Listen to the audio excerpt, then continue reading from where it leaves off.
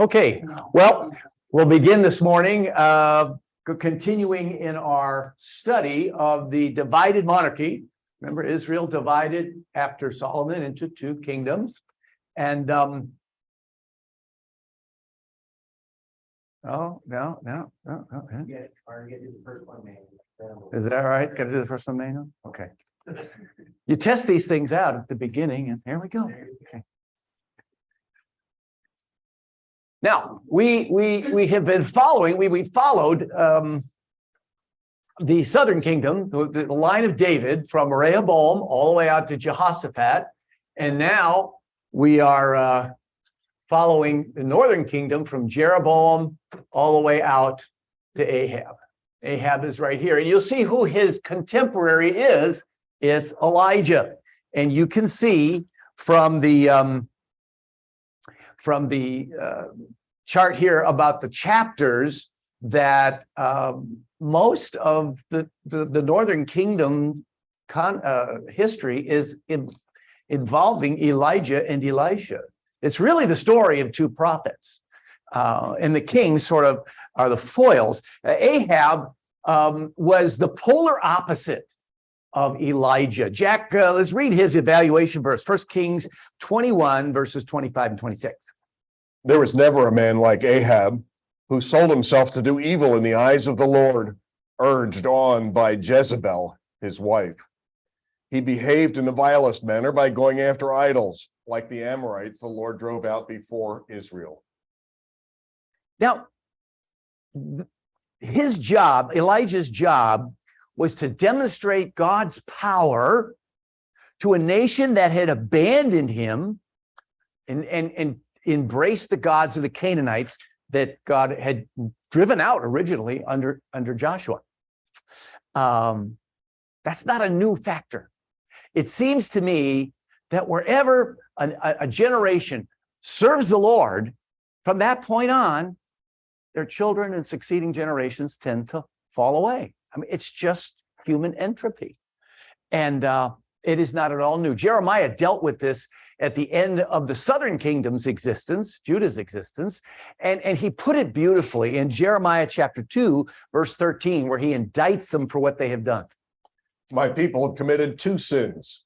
They have forsaken me, the spring of living water, and have dug their own cisterns, broken cisterns that cannot hold water. Now you have to know, in that arid climate, living water refers to a bubbling spring, cold, fresh, clean water coming out of the ground.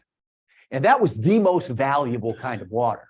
But most people, to get water, they collected the rain during the rainy season, and they put this into underground cisterns. And then when you pulled that water out, it was usually kind of warm, and it was dank, and sometimes had moss and algae in it, and wasn't all that good. And so what's he saying? He's saying, you have forsaken me, the spring of living water, and you have dug your own cisterns. You know what kind of water comes out of them, but beyond that, your cisterns don't even could hold water. And Elijah's job was to demonstrate that their cisterns could not hold water. Their gods that they have turned to had no ability to do what they promised. Now, it seems to happen over and over again. The Samaritans were an example of this. And Jesus spoke to the woman at the well, and he said, listen, if you were to ask me for water, I would give you water that would spring up and be living water in you forever. And that's what Jesus offers us. It tells you the importance of passing the gospel's message and the Bible's truth from generation to generation. We a lot of times when we're younger, we talk about educating our children. We don't talk enough about discipling our children. And that should be our greatest desire. Now, this is the life of Elijah. It's very interesting the way it's divided up. It's pretty simple. There are 6 episodes, the green episodes. Set chapter for each. Elijah and the drought, Mount Carmel, we'll be there next week. The trip to Mount Sinai. Then you skip a chapter. There's Naboth's vineyard and the judgments that are pronounced. Then Elijah calls down fire of the soldiers of Ahaziah.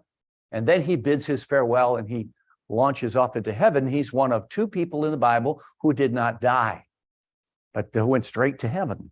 Now, in between, between 1921, chapter 20, we're not going to get into this, but it talks about Ben-Hadad. Remember him?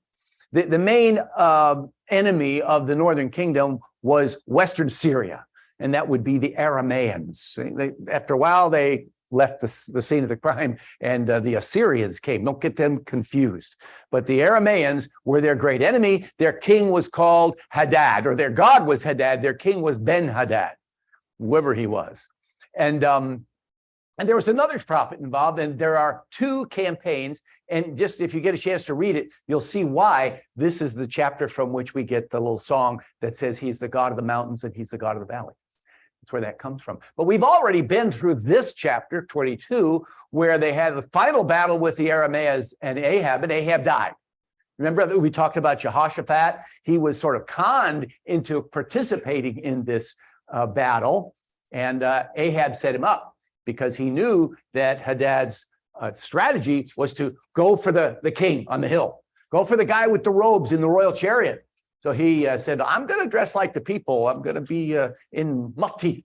I'm going to be in disguise. And he thought he would preserve his life. And then Hadad would go after Jehoshaphat, which is exactly what happened, except a stray arrow pierced his armor and he died as a result of that. Jehoshaphat almost died. So that we already have been through. So we're going to look at the green episodes in Elijah's life. Now, how long did he minister? Well, we think it's about 25 years, maybe 30. And if he was 30 when he started, which sounds like a 30-year-old when he talks to Ahab, I would say that maybe he died when he was 60, 65 years old, or 55 or 60 years old. There are 6 recorded episodes for him, 6 green episodes. And there's 1 chapter. You get the 2 chapters for the other battles. 5 of those 6 episodes involve a direct conflict and miraculous action. So all the things that you read about Elijah have to do with miraculous activity. The only place there's no miraculous activity is at Naboth's vineyard. That's basically a prophecy, which of course is miraculously fulfilled. 5 of them involved miraculous action. 4 were major conflicts with evil. 3 of them with Ahab, 1 with his son, and 3 of them were spectacularly supernatural. Mount Carmel, of course, is the pinnacle of his ministry, right here. And the chapter we're going to talk about today is chapter 17, and you have to look at this as Elijah's preparation. Everything in that chapter is the lead up to the pinnacle event of his career, which would be Mount Carmel. And it's his preparation. And if you want to see how God prepared Elijah, you can transfer that to the way he sometimes has to prepare us if we're going to be of any service to him. Now, the rest of his life, we don't know what he did. I mean, how long could these events have taken? I mean, the longest would be the drought. That was 3.5 years. We know that. Well, how long did it take to go to Mount Carmel? How long did it take to go to Sinai and back? A few months? And Naboth's vineyards a day. This thing with Ahaziah didn't last a week. And then he departed. I can't figure out a way to fill up 5 years out of his 30. And so what did he do? We don't know anything about his calling. We don't know anything about his education. Was he in a school of the prophets, maybe? How did he get started preaching? Over there in Gilead, up in the mountains in the country? I think he did a lot of hiding. We'll see next week in chapter 18 that a servant of Ahab's who controlled his household was hiding 100 prophets of Jehovah in caves and feeding them out of the royal pantry, which is kind of ironic, because they needed it. Jezebel's out to kill them. So I'm sure he did a lot of hiding. Most of the time, maybe he was simply studying Torah with various prophets or encouraging small pockets. Remember, there weren't very many people that still faithfully served the Lord. I read that it is true that about in Christian churches in America, about 90% of the pastors minister on a Sunday morning to less than 100 people. 90%. The pastors that speak to thousands in mega churches like ours are very, very rare. And they don't amount to a large percentage of God's people. The water is carried by little people in little churches. And, I think what it means to be used of God most of the time is to be faithful in small things. We all ask God to use us, don't we? The Lord, use me, make me effective. What we mean by that is we want to make waves. We want to be important. And we don't want to say, God, use me as a servant in this obscure and unknown place, this neighbor who is sick and old, or some other good work that the Lord has for me. Being used of God very often, like with Elijah, except for these episodes, means being pretty obscure. One of these days, we'll get the technology to do its thing. Oh, ho, ho! Merry Christmas, and thank you all for your support for the California project. More for us. Thank you very much. Thank you, Santa. Hi, Santa. For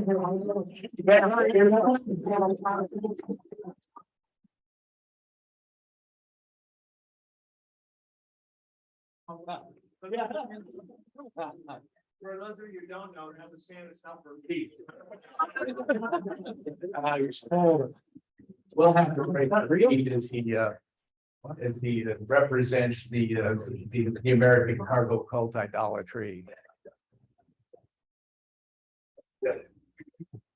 Okay, let's go back to chapter 17, verse 1. We talked about it last week, just talking about the emergence of this strange man. But he had a message. Let's read it real quick. It says 17, verse 1. Now Elijah, the Tishbite from Tishbe in Gilead, said to Ahab, as the Lord, the God of Israel lives, whom I serve, there will be neither dew nor rain in the next few years, except at my word. Now, this is interesting. First of all, I think we talked about this last week. That's a direct challenge to the God that the Israelites were worshiping. God was Baal. He is the supreme God of thunder and rain, and his consort is the God of sex, fertility, and violence. All right, so Baal was considered the one that's going to bring us health, wealth, and prosperity. He's going to give us the rain in the rainy seasons. We're going to get a good crop. We'll get rich, and all things will be well. And so this is a direct challenge. Elijah says, not going to be any rain or any dew for years. He tells him in advance, there's going to be for years. And then he says, except at my word. And something has struck me about this. A king who has something to say to a lesser king, does he go meet with that king? No, he sends his envoy, right? The president of the United States might send the Secretary of State or even a lesser official to a country that he wants to point out, you are much smaller and less important and greater and not as great as I. And I think that's why these words, except at my word, come to Elijah's mouth. What you're saying is a mere mortal who is a servant of the Lord can wrest control of the rain and the storms from your God of the rain and the storms. Because it's going to be at his word that the rain comes back. The Lord of heaven doesn't deign to talk to the Lord of the storms.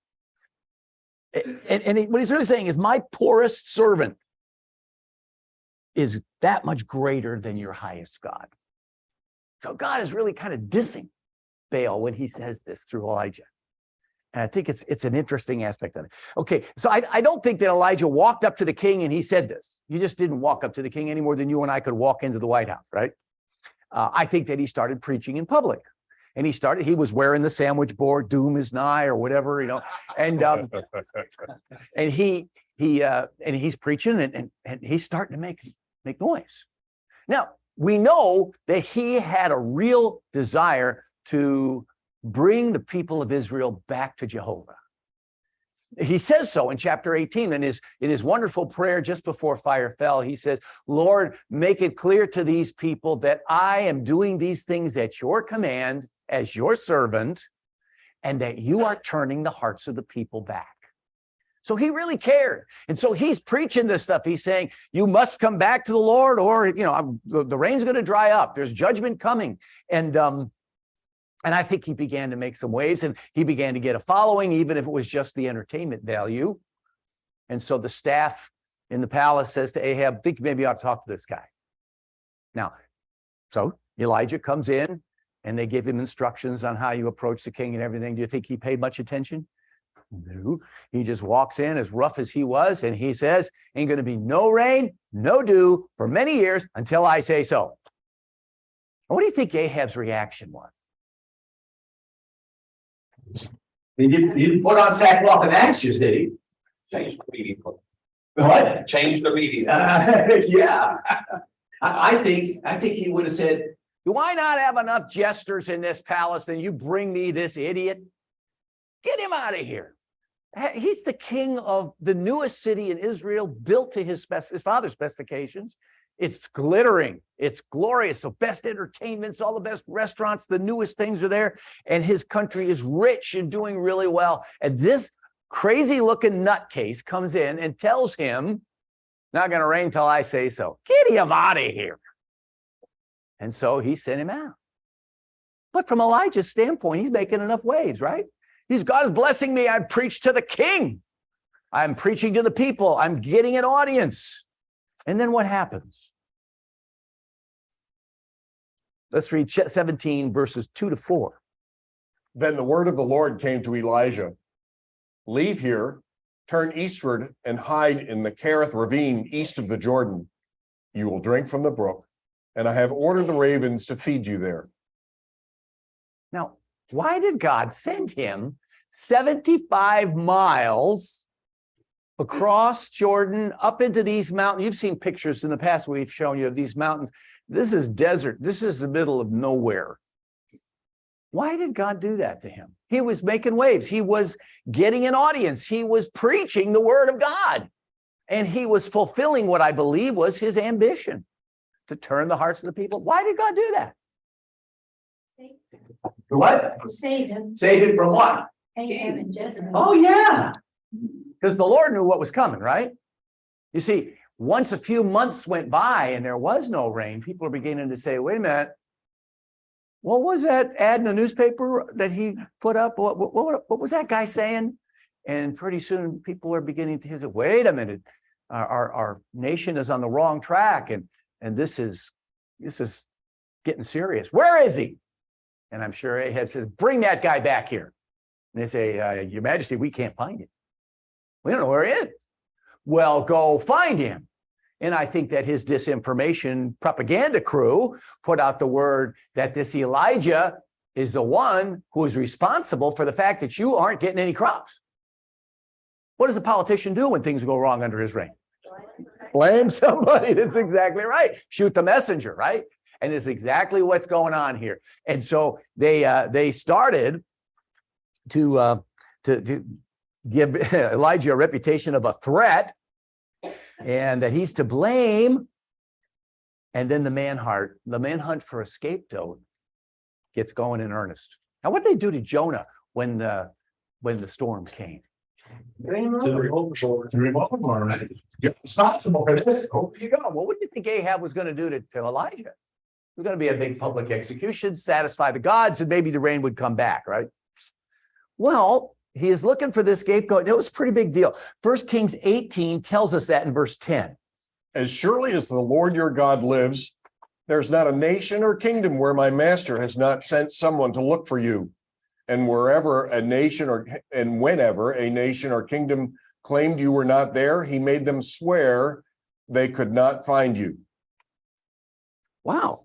So he's gone not only throughout his own country, but through every neighboring country. He says, this is the guy I want you to bring in. Now, that wasn't too hard. I mean, he was a fashion sensation of his own, right? I mean, he was pretty obvious. He stuck out in the crowd. We see that later on, and Ahab's son is given a message, and he says, what kind of a guy gave you this message? And they described him, and that's the description we get of him: camel's hair, leather belt around his waist.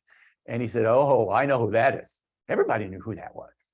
Elijah was an iconic kind of a guy. And so there's an APB out for him everywhere in the country and in neighboring countries. Now, is there a lesson for you and me here? Anything? You know, we study these stories, they're great stories, but is there a lesson for you and me in how God dealt with Elijah at this time? Thankful he'll protect us. Okay, what might his protection involve? Well, it might involve hiding us like there with Elijah. That's right. He may take you and me out of the way, even if we're being successful, to prevent us from being harmed later on. Yep. He provides for us. Yeah, well, he does, but we'll see that as we go further. But the idea of concealing us, he conceals us sometimes because he knows what's coming. And we don't necessarily recognize it. I think he must have thought that this was unfair. He said, Lord, why are you doing this to me? Have you ever said that?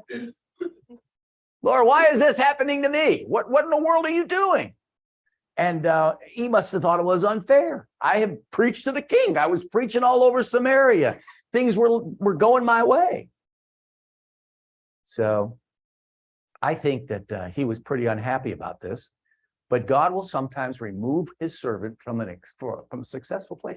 He might remove you from success in your business so that you don't face a temptation that you can't handle.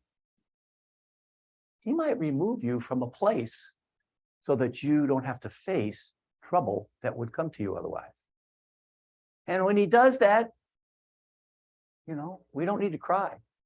When I got my wings back in 71, we were prepared. I had first choice of the orders, and we were prepared to go to Quonset Point, Rhode Island, because we had both grown up in Connecticut, and New England was where all civilized people live. And That was back then.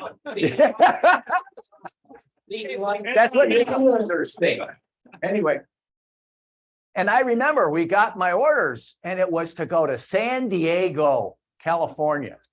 Now, I had visited San Diego when I was a little boy, but that's the only thing I knew. But all we knew is that's the land of fruits and nuts. Okay? That was a crazy place. Why in the world? How can we remember? We just sort of held each other. We cried, "Oh no!" And now this was before email and and text messaging and all that. A letter took several days to get back and forth, and a phone call was too expensive. You had operators in those days. Remember?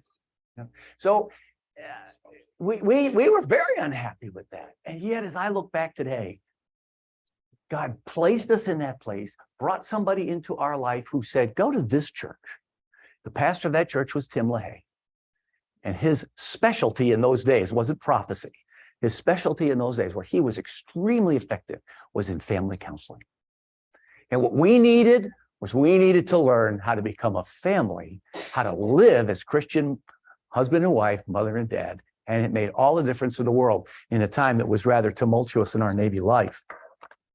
So sometimes God will do that to you. So what else? So he conceals him, and he gives him 3 disciplines that I think can apply to you and me. The first discipline, if this works, there it goes, is solitude. Solitude. First of all, the brook Cherith, the word means cut off or cut down. And the first thing he does is cut Elijah off from contact with people, from any contact with anyone but himself. Now, solitude's a good thing. It takes all the cacophony of noise and things going on in what John Bunyan used to call Vanity Fair, which is where we all live. And it just blocks all that out, places us alone, and then we can hear what God has to say. And so he does it. It's a discipline practiced by many monastic orders. Anybody here been to Outward Bound? Outward Bound program? Well, if you go they do it at Wheaton, don't they, honey? At Wheaton, young freshmen can opt to Outward Bound. They go up to Honey Rock up in Wisconsin and get out in the woods, and they have a Bible and a little survival kit, and they go out for several days alone. And it's part of other things they do. But the period alone of a couple, 3 days alone, everyone that comes back says, That was the biggest deal in the week that I spent in Outward Bound. To deal with God alone. And you know, it takes a lot of discipline for us to spend time alone every day with the Lord. Do you do that?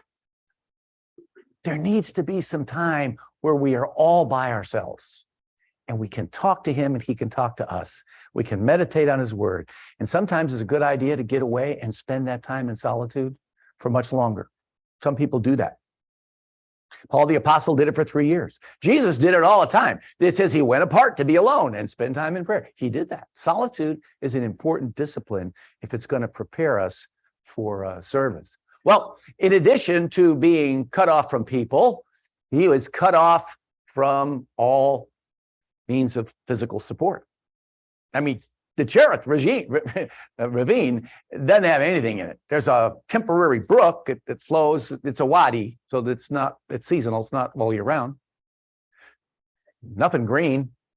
Not a whole lot of animals, maybe some prairie dogs and some mice and some eagles who eat the prairie dogs and the mice. But beyond that, there wasn't a whole lot there. And so he was cut off from all means of support. Now, what has God promised you and I when it comes to our daily support? In Matthew chapter 5, the Sermon on the Mount. Be not anxious for what? Anything. For anything, true. But specifically what you shall eat, what you shall wear. He has promised to give you your needs. And that gives you a lot of confidence. So as we've mentioned earlier that it seems to us that the world is closing in on Christians and there will be persecution, maybe so in our country. We could see a great financial collapse. And we can imagine all kinds of horrors. But we have a promise. And God says, trust in me, I will provide you with your support. And in this case, it's rather extreme. He's got a little brook for water and 2 meals a day from ravens. I can't imagine what the ravens brought to him. You know, but it was enough to sustain life. He didn't bring him a big widescreen TV and a nice car and a whole lot of beautiful, delicious meals. No. He gave him what he needed to live. And that's all that we really can say that God is obliged to give to you and me. He is obliged to provide our needs because he has promised to do that. Don't be surprised if it's not everything you expect. Here's another thing about that. He had a brook and these 2 birds that came to him. He may have given them names, you know. Raj, good to see you again. What do you got for me today? And the thing about Raj and the other bird and the water is he had no control over them at all. He couldn't summon them. He couldn't tell them what he wanted for dinner. They just came to him. He had zero control. You ever been in that situation where you have no control over what's going to happen or how you're going to come up with another meal or how you're going to provide for the family? He had to be cut off, and that taught him dependence. The discipline of solitude and the discipline of dependence. We have to learn to be completely dependent upon God. Now, third thing, you got, not only does charis mean cut off, it also means cut down. And the fact of the matter was, Elijah needed to be cut down to size. You know, he had been successful up there in Samaria and may have been getting a little big head, thinking, I'm something. I got the king upset with me. I'm making waves. And God needed to cut him down to size. Can you think of anybody else in the Bible that had to go through that? Leave big, successful life and be cut down? Well, Nebuchadnezzar was 7 years, you're right. What we just said about, okay, you're going to see, I want you to keep your mind in this, that Elijah and Moses have a lot in common. And this is one of those things. Elijah was like Moses. When Moses was successful, he was a member of the royal family. Some say he was a possible heir to the throne of Egypt. He was a military leader who was celebrated. He was Mr. Big, and he cared about his people, and he saw that he had a mission to set his people free. And God kicked him out of Egypt and sent him running till he was up in Midian in the desert tending sheep. Now, that's a big fall. I mean, to go from the royal family, the biggest world power of its day, and now you're a nobody in nowhere tending sheep. And for 40 years, he tended sheep. How about John the Baptist, who was introducing Jesus to the world and baptizing everybody, and then all of a sudden he goes to prison and his head's chopped up. That's right. That's right. Yeah, this is not an uncommon story, is it? And Elijah, like Moses, had to be taken down a little bit, and he was put here in what I would call boot camp to learn humility. A little bit of humility would be important here. So this is his boot camp experience. Anybody been to boot camp here? You've been to boot camp, haven't you, Marvin? You have, John. Okay, you've been to boot camp. Okay. What does boot camp do to you? What is it supposed to do? Discipline. Well, discipline. Okay. Makes a team, makes you humble. Makes the team, makes you humble. What do they do at the beginning? Why is it so rough at the beginning where they beat you up and make you run, do silly things and crazy stuff? What do they do? Did you have to do that in the Navy? Yeah. Okay. Arrogant Marine. That's why you went to sea. The purpose of boot camp is to break you down to nothing and then build you up in the image of a soldier. That's what he's doing. He breaks him down, gets in boot camp until he brings him up again. Now, A.W. Tozer said, it is doubtful that God can bless a man greatly until he has hurt him deeply. Now, most of us here are old enough to have gone through some deep hurts. God has allowed things into our lives that were great disappointments, great troubles. And I'd be willing to bet if we started telling stories, we could tell them all night. And many of you would say, yeah, that was a deep, deep pain. But today I can tell you, I'm thankful that God gave me that pain because of what he taught me. We all have that experience. He will break us down and he will put us into the Kerith ravine. In James chapter 1, it says, consider it pure joy, my brothers and sisters, whenever you face trials of many kinds, because you know that the testing of your faith produces perseverance. Let perseverance finish its work so you may be mature. How many times do you say, Lord, get me out of this one? No, he's saying, let perseverance finish its work that you may be mature and complete, not lacking in anything. So he had to be humbled and he was being put through boot camp. Verse 5. Jack. So he did what the And Lord 6. had told him. Mhm. He went to the Kerith ravine east of the Jordan and stayed there. The ravens brought him bread and meat in the morning and bread and meat in the evening, and he drank from the brook. Now, it's to his credit that he went there immediately. I mean, how many of us would leave everything and go? Elijah was that kind of a man. He was obedient. God would say, go, and he went. But the word that really stands out to me is this word, he stayed. The translation is really, he dwelt or he lived there. Now, think about it, because this was not a 2-week camping trip. Anybody been to SEER school? All right. How long was SEER school? A week. It's about a week, right? How much weight did you lose? I don't remember. Oh, I remember that. I can remember sitting out there. We are starving. They starve you for a week. You can only eat what you can get off the desert. And the thing about getting things, they teach you how to kill animals, get rattlesnakes and stuff like that. And the thing that you don't realize that there are 10,000 guys that go through SEER school every week or every year. And so when you go up there and the buses pull up with you on them, all the animals take off. There is nothing there to eat but prickly pear cactus. And prickly pear cactus is horrible, well, for a lot of reasons. But anyway, and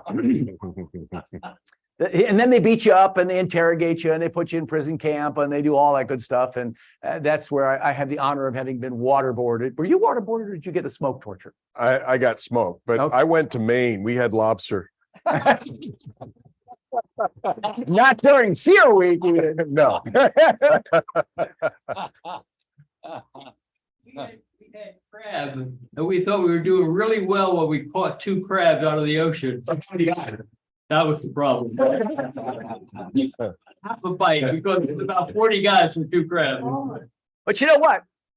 I'd be sitting in that little tiny box that they had for us, and they're beating on the box and call out your war criminal number, and they go torture you and stuff like that. But I always knew it would be over in a few days, and I would go home. I lost 15 pounds, but I knew I would gain it all back because I married a great cook. But Mark, what was the purpose of Searsville? train you for being captured, get shot down and be captured. How do you survive in the wilderness? How do you deal with hunger? How do you deal with torture? I mean, it's a good school. I mean, I'm thrilled that I went. I never want to go again. And most everybody who went will tell you that. But my point is, it was short. It was, I only had to deal with that for a couple of weeks. How about the guys who went to the Hanoi Hilton? Right? They were there for years and did not know how long they would be there. Elijah didn't know how long he was going to be living in this place. And I just want you to try to put yourself in his shoes. You're sitting on the rocks. Maybe a scorpion goes by. That's about the only life you see. What are you going to do all day? Maybe take a little hike. After a week of hikes, it gets pretty old. And he really had to wonder, what is God doing to me? Why am I being put here? Didn't you call me to do great things? Of course, he had no idea what he was called to do and how great it would be. But he stayed there. Now, in John Bunyan's book, Pilgrim's Progress, he speaks of a place called the Valley of Humiliation, not the Valley of Humility. Sometimes God puts us in the Valley of Humiliation. And Christian, who goes down into that valley, is assaulted by a monster named Apollyon. And he has a battle to the death with Apollyon. It's a horrible experience. And he only makes it out because the Lord of the city that he is going to comes to his aid and breaks off the fight and gives him a victory. He doesn't look at the Valley of Humiliation as a fun place. But his wife later on goes through the same valley. And she writes that it's a blessed place. It's a beautiful country. It has green meadows and there's lovely water and shade. And it was a pleasant place for me to be, she says. Now, what was it that made the difference between the man, Christian, and his wife, Christiana? Anybody know? What was the man fighting that Christiana wasn't fighting? What's Polly? Huh? Well, you're up to it. Pride. Especially among men, right? You have your business taken from you. You're looking for work and you can't find it. And the little old lady comes up to you and she says, I'm so glad to see what God is doing in your life. Have you found work yet? Oh. Right? Or sickness, or whatever it is that God is trying you with. If we're proud people, we will fight Apollyon. We will learn what it's like to overcome our own pride. Now, Christianity wasn't a proud woman. And she went to the Valley of Humiliation and said, actually, it's kind of a nice place to be down here. No, he lived there, fought his biggest battle. And after a while, I think like Moses, he got comfortable.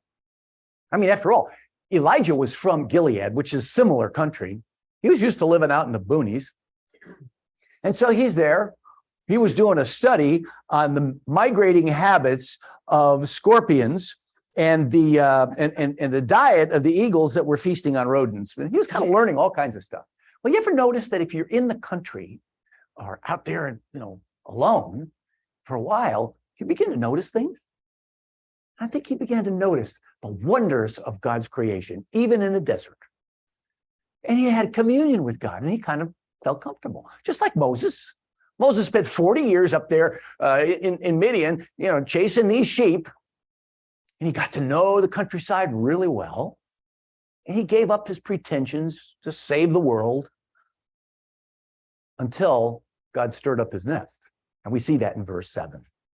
In verse 7, it says, if I can find it again, here we go. Sometime later, the brook dried up because there had been no rain in the land. Okay, so now the lack of rain is starting to bite. And even this little brook, 75 miles away, dries up. God stirred up the nest. What was he telling him? It's time to go. Time to go. Did he ever stir up your nest? You know, has he ever stirred it up and said, it's time for you to move on? I got something else for you. And so that's what happened. And the word of the Lord comes to him in chapter 17, 5 and 6. No, I'm sorry. 7 and 9. Let's go there. Sometime later, the brook dried up because there had been no rain in the land. Then the word of the Lord came to him, go at once to Zarephath of Sidon and stay there. I have commanded a widow in that place to supply you with food. Where does he tell her to go? Zarephath? Now, wait a minute. Elijah had kind of gotten used to this. He wasn't particularly thrilled about it, but he goes. God's calling him to go 100, maybe 120 miles further north of his country of Israel, to the Phoenician country with major city-states, Sidon and Tyre. And these were city-states that grew wealthy, much like Venice and Genoa later on, through commercial trade all over the world. Sidon, for example, founded Carthage in North Africa, which was became Rome's greatest rival. So they were very big, very prosperous, very powerful cities. And it was ruled by Jezebel's father, whose name was Ethbaal. It was the seat of Baal worship. This is the headquarters. This is the mothership of the Canaanite religion that Jezebel was force-feeding the Israelites on punishment of death. She had made it the state religion of Israel. Believe me, there was no doubt there was an APB not only in Israel, but up there in Phoenicia. And so God is saying, no, you've got to go from a wilderness in which you're quite comfortable, where it's very familiar to you, to a place you've never been, a city, and you've never been a city dweller much, and you're going to go right to the heart of the beast. This was stepping it up. Now, not only that, he had to cross Ahab's dominion. Here's the boundary, Judah, Israel, and he had to cross all the way through. However he went, he had to go through Ahab's dominion, where everybody is looking for him, and if anybody gives succor and help to a fugitive like him, it means their death. I want you to read that passage in chapter 18 and go a little further with it. 18, 8 to 12, Jack. Yes, he replied. Go tell your master Elijah is here. What have I done wrong? Asked Obadiah, that you're handing your servant over to Ahab to be put to death. As surely as the Lord your God lives, there's not a nation or kingdom where my master has not sent someone to look for you. And whenever a nation or kingdom claimed you were not there, he made them swear they could not find you. But now you tell me to go to my master and say, Elijah is here. I don't know where the Spirit of the Lord may carry you when I leave you. If I go and tell Ahab and he doesn't find you, he will kill me. Yet I, your servant, have worshiped the Lord since my youth. Now, this is what he would face in every village and every town that he passed through on a 120-mile journey. And there was no way that Elijah could be incognito for all that distance. He was pretty recognizable. He was known to those people. And anybody that helped him would be killed. So what is God doing? Well, he's strengthened his faith by caring for him in the wilderness. Now he says, I'm going to take care of you as you pass through danger. I'm going to take care of you in the belly of the beast, right in the midst of Satan's stronghold. He's really stretching his confidence and his faith. And just as a side note, I'll get right to that. Just as a side note, can I point out, God is using an unclean bird, the raven was an unclean bird, and a Gentile woman to provide for his prophet. Isn't that interesting? He didn't use Israelites. He didn't use clean animals. He used the unclean and the Gentile. And that shows that God is the God of both. and that both are involved in his plans. You had something. Well, it never occurred to me that he was probably interacting with people on that journey. And so in that case, it seems to me that God is also bringing out faith and boldness and courage in those people, preparing them as well. I think of it as Star Wars. You remember that? Come on now. You remember the first Star Wars movie? They're all looking for him, right? And Obi-Wan Kenobi and Luke Skywalker are on that little funny thing that just sort of sits, and they're coming into the town, and these guys are looking for him. And Obi-Wan, these are not the dudes you're looking for. You're not the dudes we're looking for. Go ahead. You know, that's how I look at it. God basically hid them from, right? You always go to Star Wars or The Godfather to get your answers there. Very intellectual check. Yeah. Okay, so he's got to go see the Baal worship across Ahab's land, and that was going to be really difficult. Now he comes to Zarephath or Zarepta, depending on it. And verses, I want you to read 10. We're going to stop and then read 11. Okay, Jack? So he went to Zarephath. When he came to the town gate, a widow was there gathering sticks. He called to her and asked, "Would you bring me a little water in a jar so I may have a drink?" Okay. He enters town. Now, this is a suburb of Sidon, okay? He enters this pagan town. He sees a widow, and he walks right up to her, and he asks her for water. Well, what's the one thing that wasn't there anymore? Or at least not much of it. It was water. It was really hard to come by. And what he should have expected was she'd turn him in. He had no idea. He could walk into that town, and anybody that he accosted would turn him in. There's a story about Winston Churchill. If you ever read his biography, he had an amazing life. And when he was young, he would go to any war conflict he could get into, either as a soldier, and if he couldn't get there as a soldier, he'd go in as a war correspondent. And he was down in the Boer War around 1899, and the Brits were fighting the Dutch. They were called the Afrikaners, or the Boers, and their language was Afrikaans. And it was a pretty bitter battle. And he was captured in a tough firefight. And he couldn't get out until he finally jumps the wall. Well, the problem is he's 300 miles from any help. And here's what Manchester writes about it. Jack, you want to read that story? He had to cross 300 miles of enemy territory with no map, compass, food, money, firearm, or knowledge of Afrikaans. He chose a darkened home at random and knocked. He said, "I'm Winston Churchill, war correspondent for the Morning Post. By the way, there's an APB out for Winston Churchill. I'm making my way to the frontier. Will you help me?" Suddenly, the man closed the door behind them, thrust out his hand, and blurted, "Thank God you've come here. It's the only house for 20 miles where you would not have been handed over. We are all British here, and we will see you through." And they did. They hit him. They stuck him in a train car full of hay, and they kept a couple of bales out, and he made it all the way out. It's a famous story. Yeah, that's not where Elijah was. He comes to this city, and God said, "There's going to be a widow." He says, "Yep, widow," goes right up and talks to her. He just has to leave it in God's hands, doesn't he? Now, the woman responds in faith. She goes to get scarce water. Now, think a minute. She's taken in a wanted man. She knows he's a wanted man. She knows, first of all, that he's a prophet of the Lord. Verse 12 says, "Sure is the Lord your God." Yahweh, your God. He knows he's a prophet of the Lord. And I think she knows he's Elijah. It's pretty hard to miss Elijah. She knows who he is. And she goes to get him water. She's a little bit like Rahab, who entertained the Israelites in Jericho.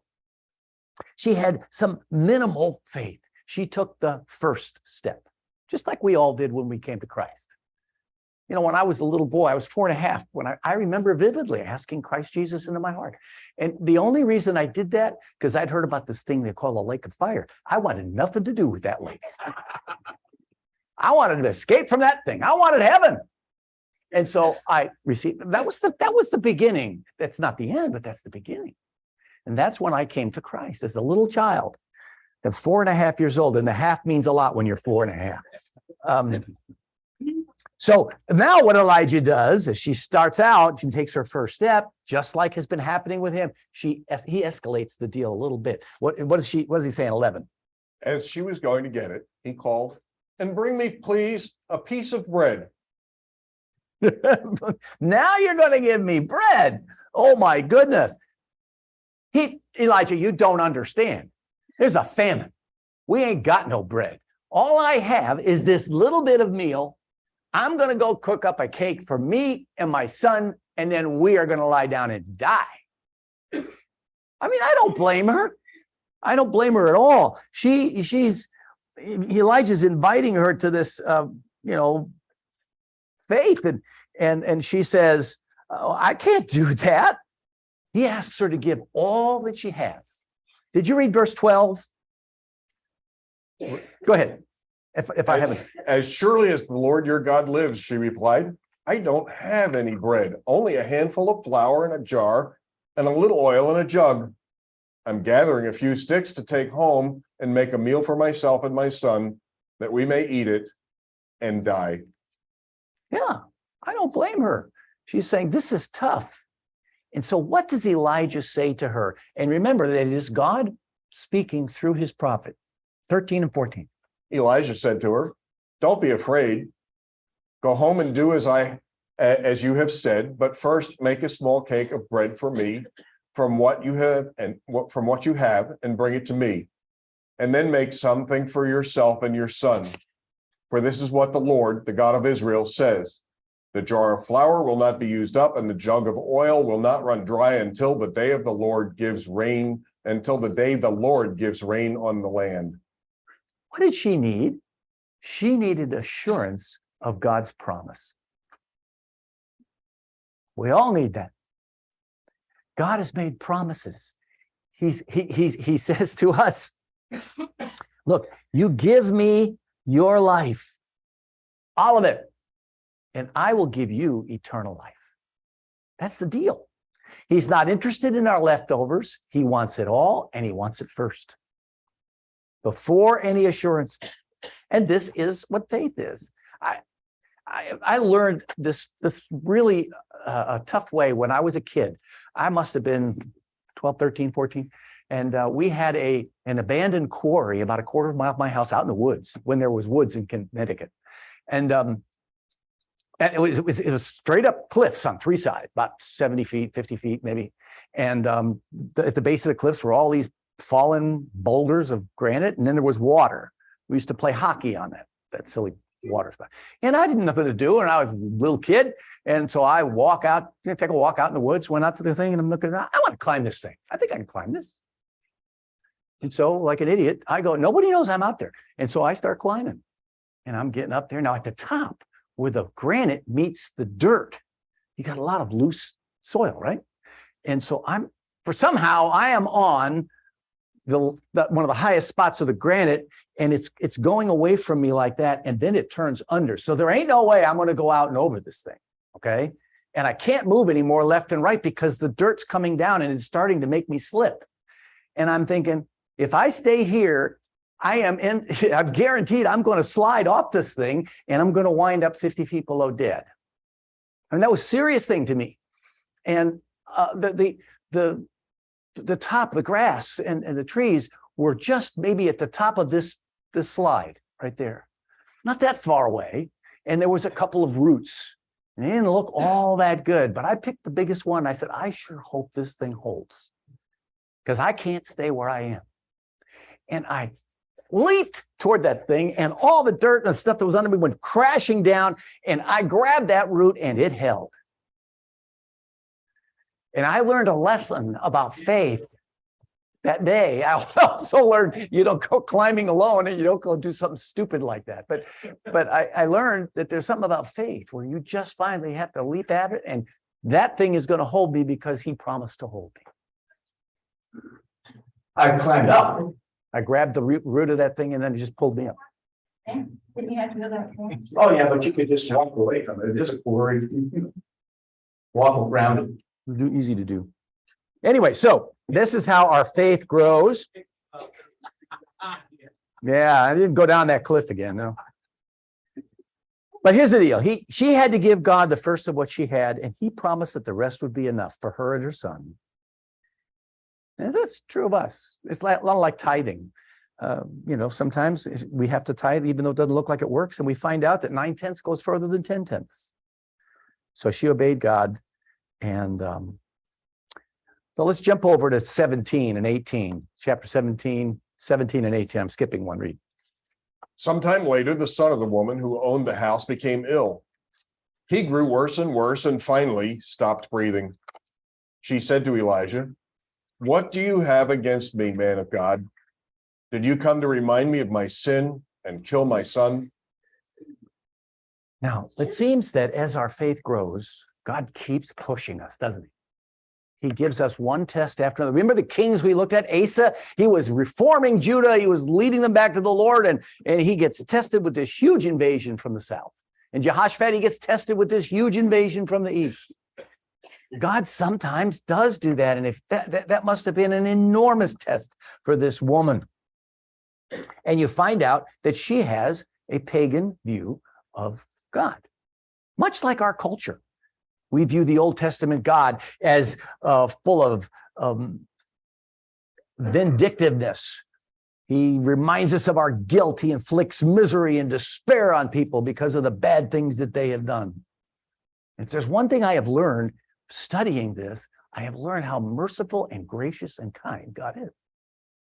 I mean, just before this, Elijah said to the woman, you get this meal, we'll take care of you, and you should not have to be afraid. What a tender thought. God's like this, don't do that. She's got a wrong view of God. And we all tend to have that. Why did you let this happen to me? How could you be good and do this to me? We have to answer the question that Job raised. In Job chapter 9, verse 11. Chapter 1, 9 through 11, Jack. "Does Job fear God for nothing?" Satan replied. "Have you not put a hedge around him and his household and everything he has? You have blessed the work of his hands, so that his flocks and herds are spread throughout the land. But stretch out your hand and strike everything he has, and he will surely curse you to your face." Do we love God for what he gives us or for what he is? There is a famous poem turned into a magnificent piece of classical music called My Eternal King. You all know that song? Let me just quote a couple of verses on that. It says, "Then why, O blessed Jesus Christ, should I not love thee well? Not for the sake of winning heaven or of escaping hell. Not with the hope of gaining aught, not seeking a reward, but as thyself has loved me, O everlasting Lord, so would I love thee. Dearest Lord, and in thy praise will sing, because thou art my loving God and my eternal King." Now, this woman had been blessed with provision during the famine, and now she was tested by God taking away her son and asking her that same question. Now, Elijah spreads himself on this boy, and he asks for his life back, and the boy is raised and given to the woman. And she says, well, let's read 19 to 23 real quick. "Give me your son," Elijah replied. He took him from her arms, carried him to the upper room where he was staying, and laid him on his bed. Then he cried out to the Lord, "O Lord my God, have you brought tragedy also upon this widow I am staying with by causing her son to die?" Then he stretched himself out on the boy 3 times and cried to the Lord, "O Lord my God, let this boy's life return to him."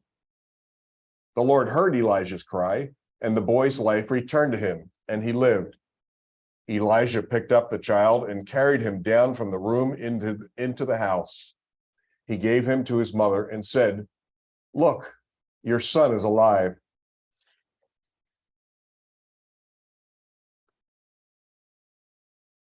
I've been really good with these slides today. I'm sorry. Okay, here we go. Notice he didn't accuse God. He didn't demand anything. He just says, is this your doing? Is this what you want? Is this going to go unchallenged? This woman that we have tried to bring along? And so then he entreats the Lord, if it be your will, bring this child back. And then he gives him to her. And she says in verse 24, Jack. Then the woman said to Elijah, "Now I know that you are a man of God, and that the word of the Lord from your mouth is the truth." You know something? Look back at verse 18 if you got a minute. She calls him the man of God with a bitter sound in her voice. You man of God, have you brought this on me? And now she says, now I know that you are a man of God. What's changed? She has gained an experience of God's mercy and of his power to overcome evil. Now, what if the Lord took him again in another year or two and he got the measles and he died and he doesn't come back? The question will come back. Do you love me because of who I am, or do you love me because of what I give you? But for now, she has had a big growth in her faith. And she says, now I know you are the man of God. And you could also add to that, I know a little bit about who the God is that you represent. And I think that's Elijah's diploma.